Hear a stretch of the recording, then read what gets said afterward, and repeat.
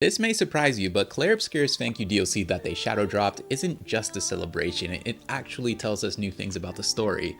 I'm here to go through every single lore reveal that I've found so far. I think what I love most about this DLC is they decided to give us more information about the most mysterious character in the game, the real Verso. In the base game, the only information that we have is all he said, she said, but the DLC actually gives us first-hand information about the real Verso, as it takes place within his hideout, so to speak. The DLC is in an area where the real Verso forbade his sisters from entering. It was a space where he went to when he wanted to get away from things, so we know that everything within is his own original creation, and quite a bit of story is told. Let's start with the area that characterizes him the most, Verso's treehouse. This is an extremely important area because fundamentally, it's almost like the most accurate representation of the real Verso's true heart. Think about it this way. This is his hideout, within his hideout, within his canvas, which means it's his most personal and private area in existence. And what we learn about the real Verso is that he was a genuinely wonderful kid, the son that anyone would ask for. Let me explain this sentiment. In his treehouse, he has painted images of each of his loved ones. Let's go through the list. Perhaps the clearest indicator of the real Verso's personality is his painting of Mael. In it, we see how much he loved Mael from the moment she entered the world, given his drawing of her in her crib with a huge heart above them. This is overt, first-hand evidence that the real Verso truly, profoundly loved his baby sister. Next, we get visual evidence of Clair's dedication to becoming the best paintress she can be, given Verso's depiction of him almost kind of sneaking in or peering into his sister's room while she paints, presumably to try to get her attention so they can play. We see a painting of Verso playing with his dog, which further showcases the inspiration behind Minoko. Clearly, he viewed his dog to be an equal member of the family and truly saw him as his best friend, which supports the theory that his IRL dog is what inspired Minoko in his gesturals, our Minoko. We see an image of him in Renoir in which it seems like he is almost following Renoir's lead, which showcases that he had a healthy father-son relationship in his youth. He clearly seemed to look up and model himself after his father, which ideally all boys should have the chance to do. Lastly, we see a painting of Verso playing piano in front of what looks like a very proud Aline. Notice how her hair is shaped exactly like her painter's hair. What's particularly interesting about this is that it shows that, at least in his childhood, the real Verso felt supported, loved, and accepted by his mother, given the fact that he would draw her in the one image that his greatest joy and passion is contained in. That of course being playing music. This also seems to suggest that Aline may have been the one who was actually teaching him how to play piano. It's interesting to think about that. While he had this perception, at the same time, he still felt a little bit boxed in these days by his parents or forced along the path of being a painter. We get evidence of this from Oskio. So Oskio is meant to be the antithesis to Esquier, and so he's the biggest op in the canvas. So while Esquier inspires hope and gives people bravery, Oskio is a villain who does the opposite and seeks to put people down and play on their fear. And what's telling is that in the conclusion of the battle with Oskio, he says to the painted Verso, "You will never be a good musician, you have no choice but to paint." So this shows that even as early as his childhood, the real Verso felt boxed in towards a fate he didn't want. This is evidence that all he ever wanted to do was become a musician. So I think that this does give us a bit more context than we had previously if we look at it a little closer. As we know from our visit to the treehouse, Verso had a wonderful relationship with his parents in which he felt loved and supported. This must mean that he doesn't actually connect his inevitable fate to be a painter with either of his parents. In other words, it seems that the real Verso didn't perceive his fate as a painter as something that his parents were forcing upon him, in spite of the painted Verso's throwaway statement that they wanted him to eventually become a painter.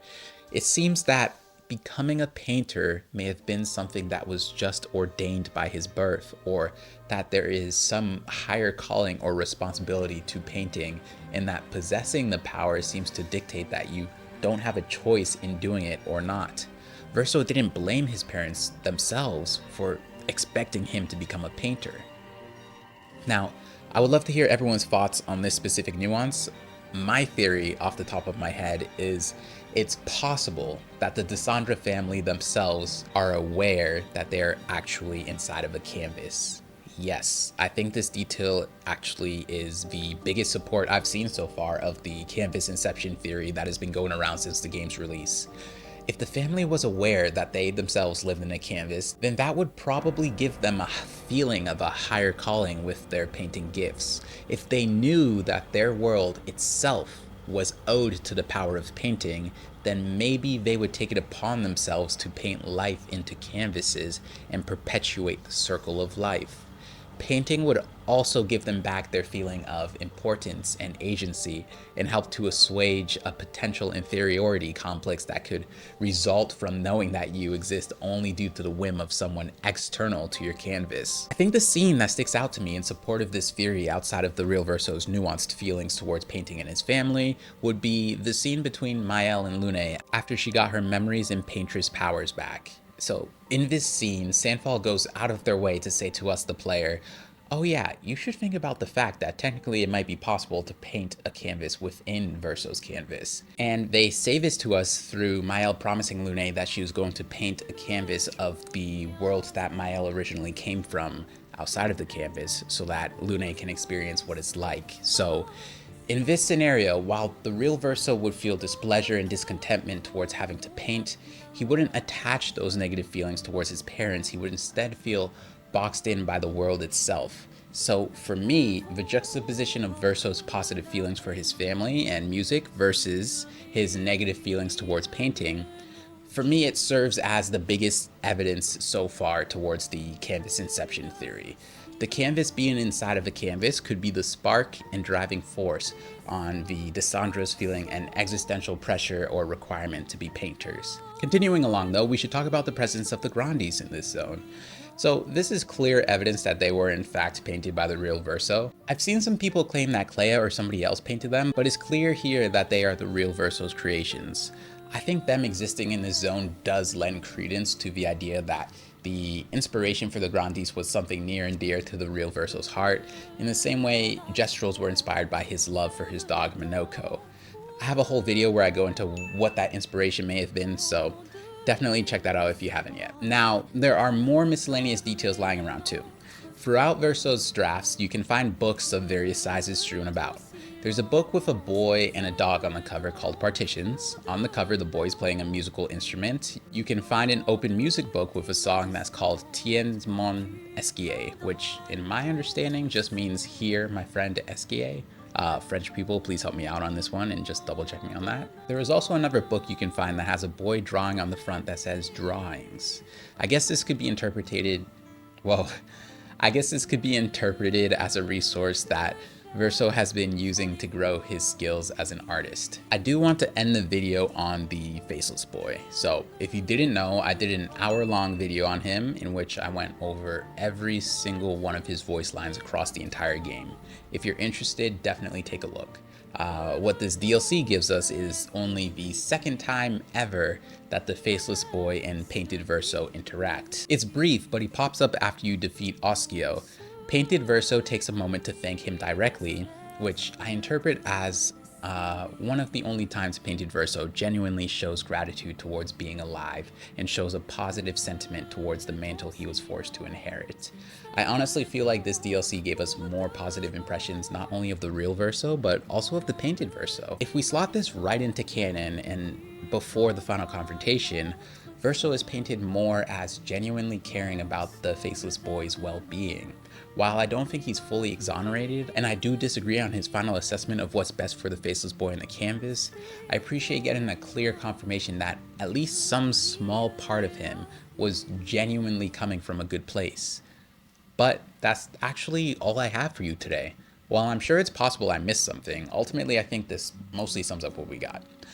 Please comment below anything that you know of that I missed.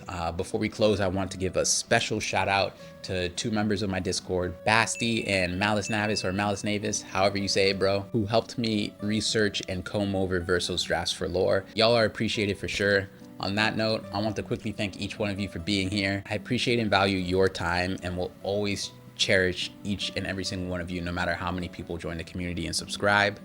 You are people to me, not numbers, and that will always be true. So thank you. If you enjoyed the video, please drop a like and let me know. If you didn't enjoy it for whatever reason, drop a comment and I'll try to gain an understanding with you. Subscribe to join the community and check out the description to learn how to join our Discord as well. Check out the other videos on my channel for more content like this, and have a great day, night, or morning, and remember to be kind and thoughtful. Peace.